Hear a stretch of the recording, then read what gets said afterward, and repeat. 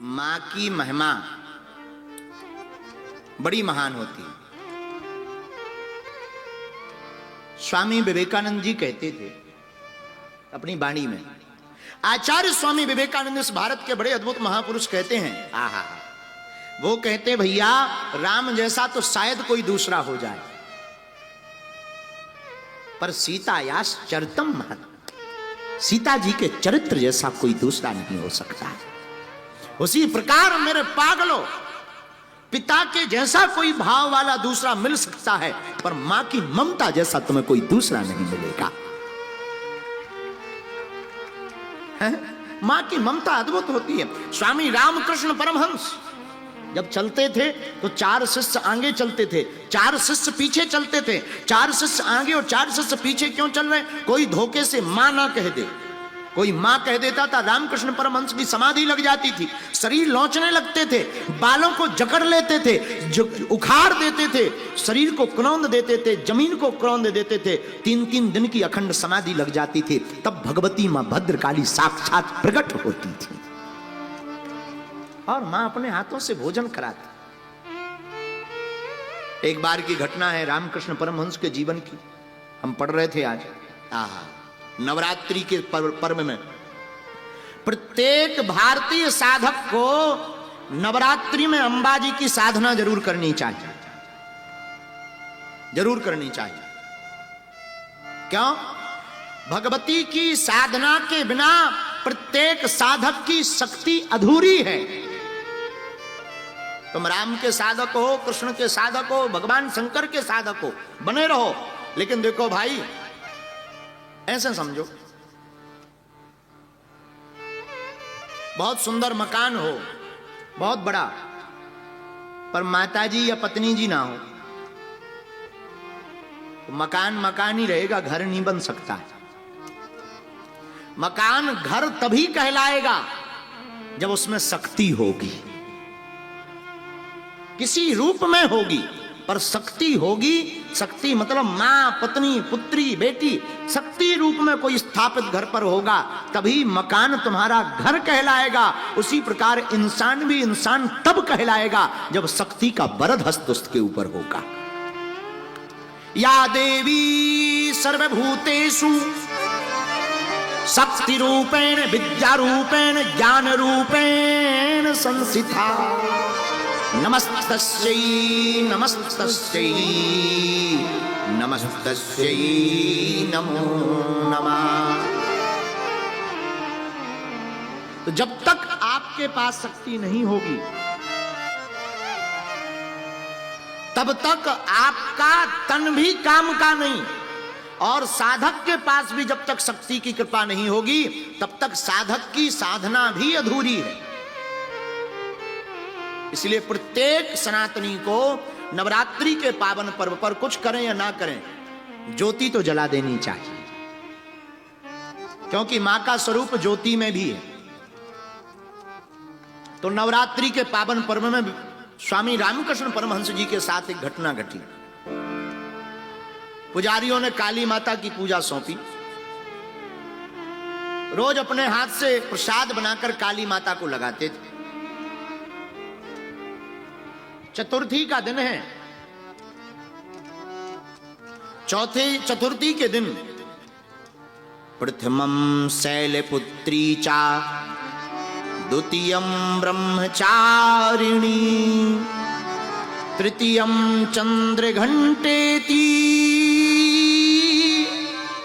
कुसुमांडेति चतुर्थकम। चतुर्थ दिवस मां काली के साधक श्री रामकृष्ण परमहंस जी हाथ में प्रसाद लिया। इनकी एक आदत थी, फूल चढ़ाते थे तो सूंघते थे, पहले सूंघा फिर मां को चढ़ाते। भोजन कोई भी लगाते थे तो पहले खाते थे फिर मां को पवाते, पहले खुद पाते थे। किसी ने पूछा पागल हो क्या? ये बोले भाई प्रेमी में और पागल में अंतर ही कहां है? तो क्या फूल सूंघ करके क्यों चढ़ाते हो? बोले हम देखते हैं इसमें सुगंध है कि नहीं। और आजकल तो फूल और इंसान दोनों खतरनाक। आजकल फूल भी ऐसे मिलते हैं, फूल दिखने में इतना वीआईपी गुलाब का मिलेगा, ये देखो तो ये माला है, भाई साहब जीरो हैं। सुगंध बिल्कुल नहीं, फूल ऐसे एकदम लाल गुलाबी, दूर से लगेगा क्या गजब का गुलाब है। तो गुलाब तो है पर सुगंध नहीं है। आजकल ऐसे इंसानियत में, इंसान तो है पर इंसानियत नहीं है। एक दिन हम बैठे बैठे विचार कर रहे थे शहर में और गांव में अंतर क्या है। तो शहर में गांव में महाराज जी, पंडित जी बैठे, आज पुजारी जी हमें विराजमान है। गांव में शहर में पंडित जी इतना अंतर है, शहर के लोगों के मकान तो पास पास होते हैं, दिल दूर दूर होते हैं। शहर के लोगों के मकान पास पास होते हैं पर दिल दूर दूर होते हैं। गांव में मकान दूर दूर होते हैं पर दिल पास पास होते हैं। है? लेकिन इंसान वही जिसके अंदर इंसानियत है, और इंसानियत मां की ममता से ही प्राप्त होती। संस्कार तो मां से ही मिलते हैं। प्रथम गुरु तो मां है, मां ही समझाती, बेटा ऐसे चलो, ऐसे पढ़ो, ऐसे बढ़ो, तब बालक वही सीख करके बड़ा होता है। माई बाप जब तक मां ज्ञान नहीं देती, बेटा अज्ञानी रहता है। उसी प्रकार जब तक पराम्बा का भी हाथ नहीं होता है, बेटा अधूरा होता है। तो आचार्य स्वामी रामकृष्ण परमहंस चतुर्थी के दिन तृतीयम चंद्र घंटेति कुसुमांडेति